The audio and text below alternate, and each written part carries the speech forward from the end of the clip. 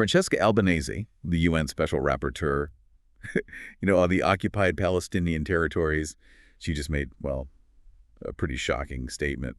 Yeah. She's suggesting that the UN should actually think about suspending Israel's membership. Hmm.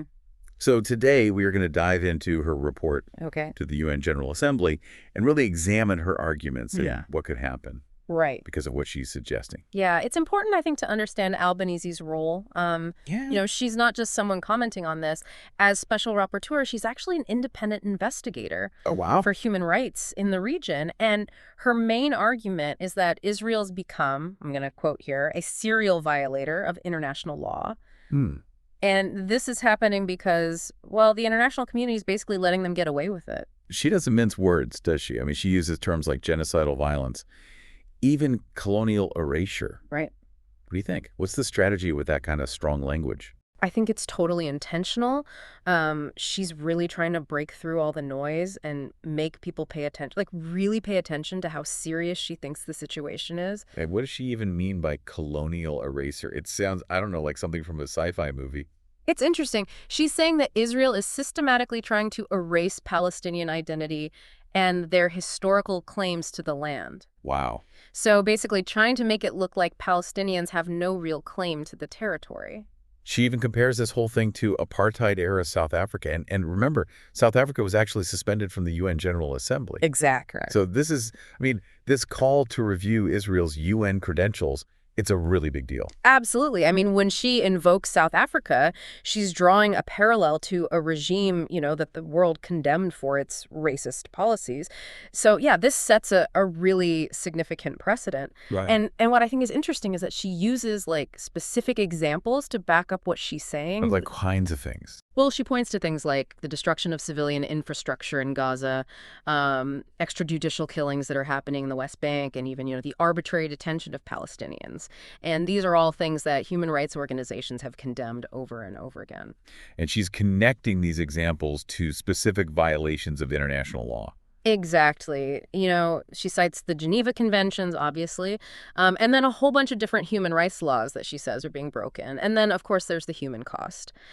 Albanese says that over 42,000 Palestinians have been killed in Gaza since 2008, and that includes 17,000 children. In the West Bank, it's over 700 Palestinians killed, including 170 children. Those numbers are they're staggering. Yeah. It's not just Israel that's, in the hot seat here.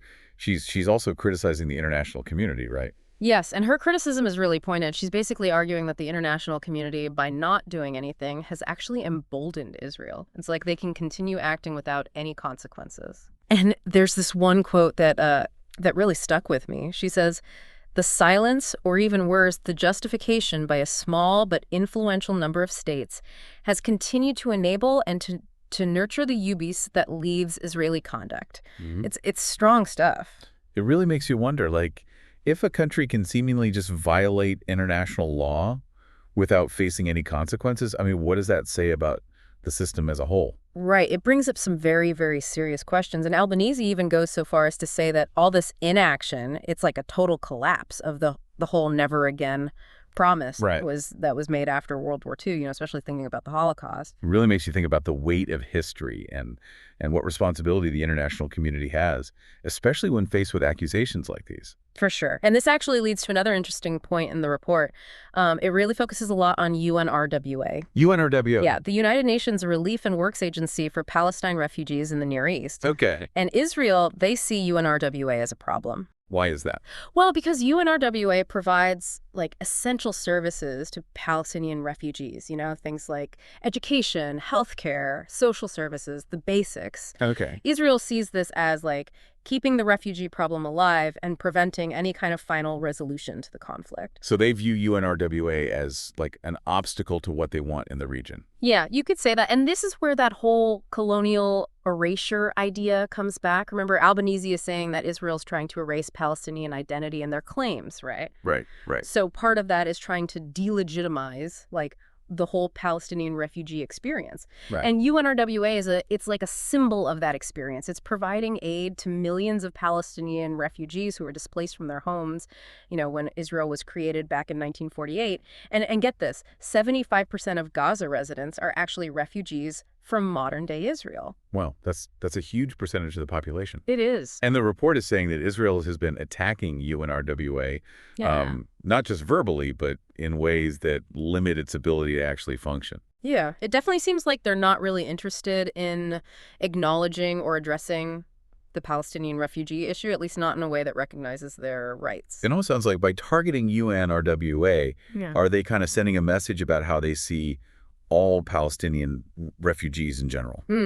Yeah, it's hard to see it any other way. What's interesting here is that by going after UNRWA, Israel's actually undermining one of the few international organizations that's providing essential services to these vulnerable populations. Oh, so we're dealing with a super complex situation here, and the stakes are high for everyone involved. Albanese's report is, it's a serious indictment of both Israel AG and the international community. But what happens next? What could be the fallout from this report? I guess we'll dive into that in part 2. Okay, so we just finished talking about some pretty serious accusations that were made by Francesca Albanese, the UN Special Rapporteur on the occupied Palestinian territories. Her report called out Israel for, alleged human rights violation. Yeah. And the international community for just not doing anything. Right. But there's this other aspect that we need to really unpack, this idea of a colonial eraser. Right. The colonial eraser, it's like Albanese's term for this idea that Israel is systematically trying to erase Palestinian identity and their historical claims to the land.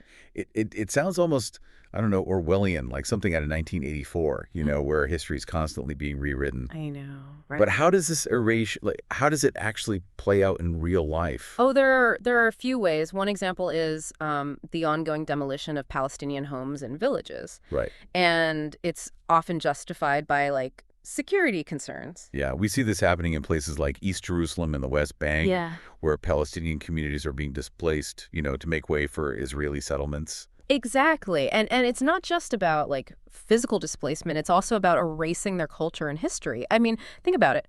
If you destroy someone's home, their school, their cultural sites, you're basically trying to wipe out their presence and their entire story. So it's about controlling the narrative too, right? Making it seem like Palestinians never really had a strong presence there. Exactly. And this control, it extends to everything, restricting Arabic, limiting access to Palestinian schools, and even influencing how the Palestinian narrative is presented in the media.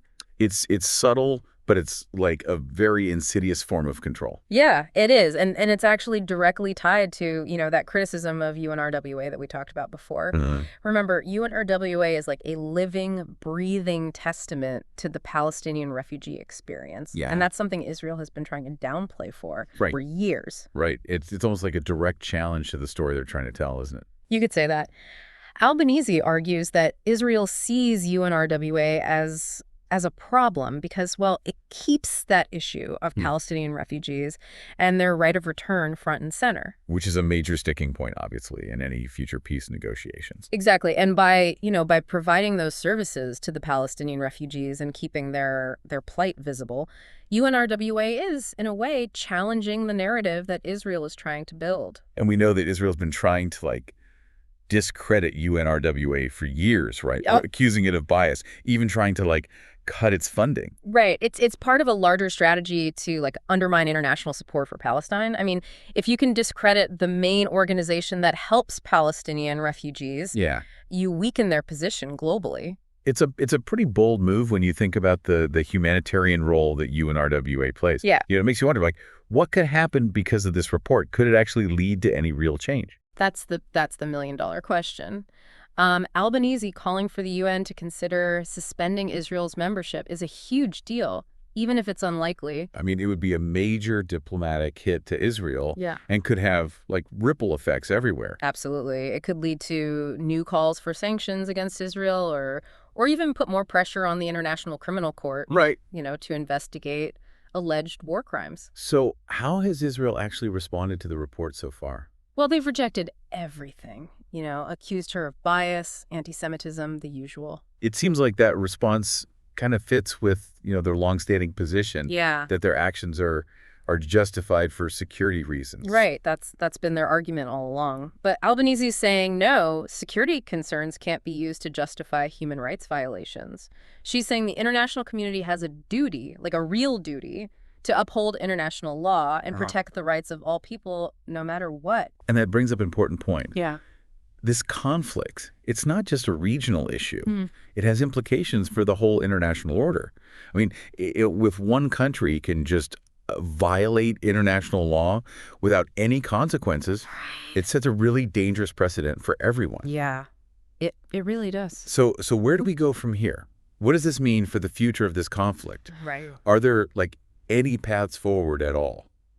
I guess we'll explore that in part 3. So we spent this whole deep dive talking about Francesca Albanese's report, and it's really a pretty sobering look at this situation that a lot of people see as just impossible to solve. Yeah. But is there any hope? Is there any path towards peace at all? I mean, it's one of the most complex geopolitical puzzles out there. I don't think there are any easy answers. Right. There are just so many perspectives, and, each one comes with its own set of challenges and potential problems. The two-state solution, it's been the framework for negotiations forever. Yeah. But it feels like we're further away from that than ever, right? Yeah. What are the biggest things standing in the way? I mean, honestly, there are a lot. For one thing, you have the constant settlement expansion in the West Bank, which makes it really hard to create a Palestinian state that's contiguous and can actually function. Yeah. And then you have these really deep political divisions on both sides, within Israel and within Palestine. So finding leaders who are actually willing to compromise, right, which is what you need for peace, right, it's incredibly hard. And of course, there's the whole issue of Jerusalem, this city that's sacred to both Jews and Muslims, with these competing claims that seem impossible to reconcile. Right. It feels like a Gordian knot. It really does. And some people are even arguing that, the two-state solution, it's just not possible anymore. Yeah. They think a single state, a binational state with equal rights for everyone, that's the only way. Wow. That's a pretty radical idea. It is. And it comes with, huge challenges, right? Politically, logistically, even just in terms of how people on both sides see themselves and their future. Is it even realistic to think that two groups, who have this long history of conflict could actually share a state peacefully? It's a really tough question.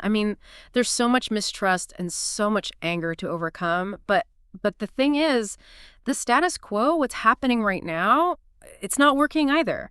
It's just leading to more suffering, more violence, and this deepening sense of despair on both sides. Right. So we have to ask ourselves, maybe the unthinkable, the thing that seems impossible, is that the only way to actually break this cycle? It's a lot to think about, but this brings up another really important point. What can ordinary people actually do? How can we contribute to a peaceful resolution? It can feel so overwhelming to think about, making a difference on such a huge scale. Yeah, you're totally right. But even small things, they can have an impact. Think of it as a ripple effect. Okay, so give us some concrete examples. What can people actually do? Well, first of all, educate yourself. Don't just rely on headlines or what you see on social media. Really dig into the history of this conflict, explore different perspectives, really grapple with the arguments for and against different solutions. And don't just stick to one source, right? Oh, absolutely. Get a balanced view. Read articles from different places, listen to podcasts, engage with different voices. Yeah, exactly. And then once you've learned some stuff, talk about it with other people. Share what you've learned, challenge assumptions, have those conversations. And do it respectfully, even with people who see things differently. So it's about raising awareness, helping people understand just how complicated this is? Exactly. And don't underestimate the power of supporting organizations that are actually working on the ground. There are amazing NGOs out there. Yeah. Providing humanitarian aid, fighting for policy changes, and even fostering dialogue between Israelis and Palestinians. Yeah, they're often the unsung heroes in all of this. They really are. And finally, remember, you have a voice. Contact your elected officials, let them know you care about this and that you expect them to actually prioritize a peaceful solution. Yeah, be an active citizen. Use whatever tools we have to push for change. Right, because change doesn't happen overnight. It takes effort, commitment, and this belief that a better future is possible, even when it seems really bleak. This whole deep dive has been pretty intense, and I think it's easy to feel a sense of despair Oh, for sure. when we look at what's happening in the Middle East. Yeah. But we can't give up hope. Absolutely not. We have to keep pushing for a just and peaceful resolution for both Israelis and Palestinians. Yeah. And honestly, for the future of that entire region. And as Albanese's report, makes clear, this conflict has implications way beyond the Middle East. It affects the entire world. Right. It's a reminder that we all have a stake in finding a solution. So as we wrap up, we want to leave you with this. Don't let this be the end of your engagement with this issue. Stay informed, stay involved, and use your voice to advocate for a more just and peaceful world.